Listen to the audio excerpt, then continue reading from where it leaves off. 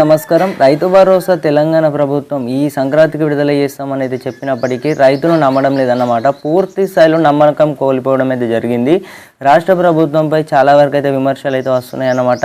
ఎందుకంటే రైతు భరోసా అనేది డిసెంబర్లో నిధులు విడుదల చేయాల్సిన పథకం అన్నమాట. కానీ ఇప్పటివరకు చూసుకున్నట్టయితే పంట పెట్టుబడి సాయం కోసం రైతన్నలు అయితే ఎదురు చూస్తుంటారు. మరోపక్క నేపథ్యంలో రైతు భరోసా డబ్బులకు సంబంధించి ఇప్పటికే రైతన్నలు అయితే చాలా వరకు అయితే ఇప్పటికి ఇబ్బందులు పడుతున్నారన్నమాట. అసలు డబ్బులకు సంబంధించి ప్రభుత్వం ఏమో డప్పు కొట్టుకుంటుందన్నమాట. సంక్రాంతికే విడుదల చేస్తున్నాం, సంక్రాంతి పెద్ద పండుగకు రైతులకు ఖచ్చితంగా పెట్టుబడి సాయం అనేది అందిస్తుంది ఈ ప్రభుత్వం అంటే అయితే డప్పు కొట్టుకుంటుందన్నమాట. మరోపక్క రైతన్నలు ఏమో నమ్మడం లేదన్నమాట. మరలా ఎన్నికలు వస్తున్నాయి, మున్సిపల్ ఎన్నికలు వస్తున్నాయి అంటే అయితే అలా ఆ యొక్క అడుగుకోవడం జరుగుతుంది, ఊహించుకోవడం జరుగుతుంది.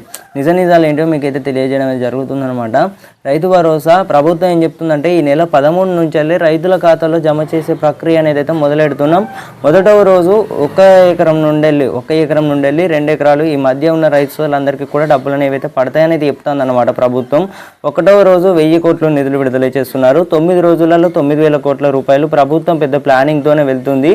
ఎందుకంటే ఇప్పటికే మళ్ళీ ఎన్నికలు వస్తున్నాయి కాబట్టి ఇదంతా కథ అనిపిస్తుంది. కానీ రైతు భరోసా డబ్బులకు సంబంధించి రాష్ట్ర ప్రభుత్వం 9 రోజులలో 9,000 కోట్ల రూపాయలు చూసుకున్నట్లయితే డబ్బులు అనేవి అయితే ఇప్పట్లో పడతాయా? అసలు ప్రభుత్వం చెప్పింది అందరూ చెప్పుకున్నారు, మరి డబ్బులు అనేవి పడతాయా? ఇది అసలైన అంశం అన్నమాట.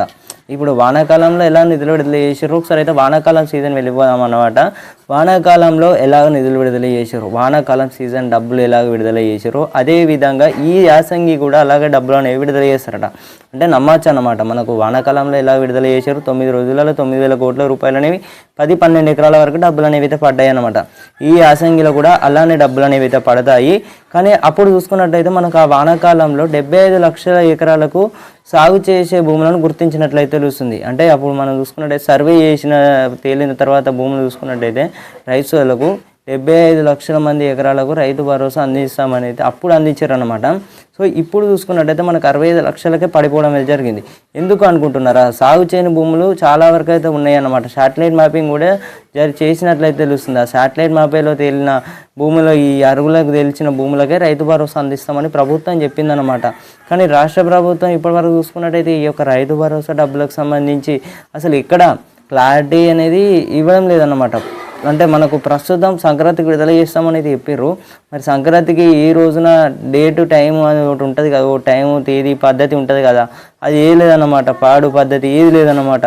సంక్రాంతికి విడుదల చేస్తాం ఎప్పుడు అనేది క్లారిటీ లేదు. సంక్రాంతికి విడుదల చేస్తాం ఏ రోజు అనేది తెలియదు. డబ్బులు అనేవి అయితే పడతాయి, టకీ అని పడతాయి. అవి ఎప్పుడో తెలియదు, పడనైతే పడతాయి. ఈ వానాకాలంలో ఎలా నిధులు విడుదల చేశారో అదే విధంగా డబ్బులు అనేవి అయితే పడతాయి అని ప్రభుత్వం చెప్తుందన్నమాట. సో మరి చూడాలి డబ్బులు అనేవి ఎంతవరకు వస్తుందో.